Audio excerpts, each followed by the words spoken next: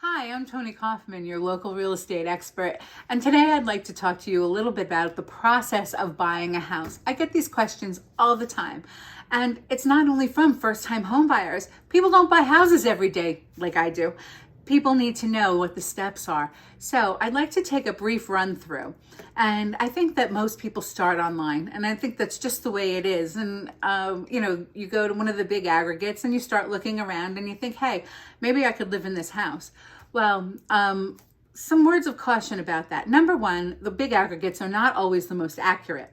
And if you want an accurate site to look at, you should go to tonislist.com because I keep my site perfectly up to date. In fact, it's updated every 15 seconds, which is a really nice thing for someone who's looking for a house, getting their heart set on something and realizing that someone else has already bought it. Not so fun. But the next thing you need to do is call your realtor.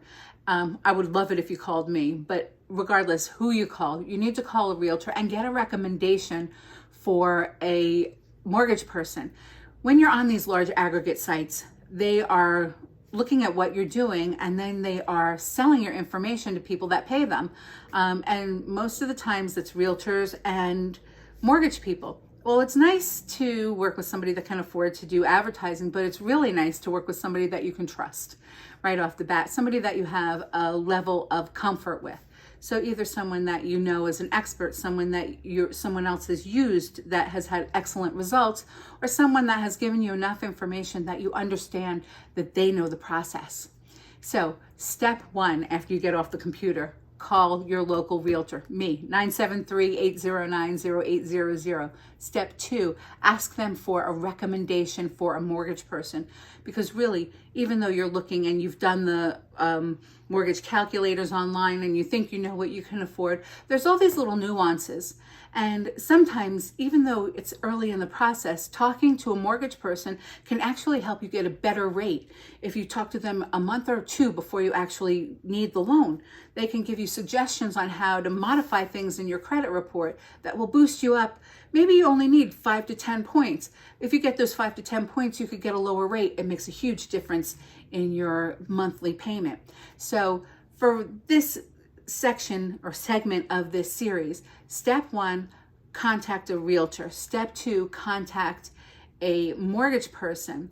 And then step three, and this is a really simple step, make a list of the things that are really important to you. Start with where you work, where whoever else is going to live in the house with you works, and then look at a geographic location that you can get to if you need to get to your job, and decide where in the world you'd like to be. Step two, determine the physicality of the house. What do I need in this house? Do I need to have how many bedrooms? How many bathrooms? Do I need a garage? Do I need a yard? Do I prefer a townhouse? All of these things, and make a list.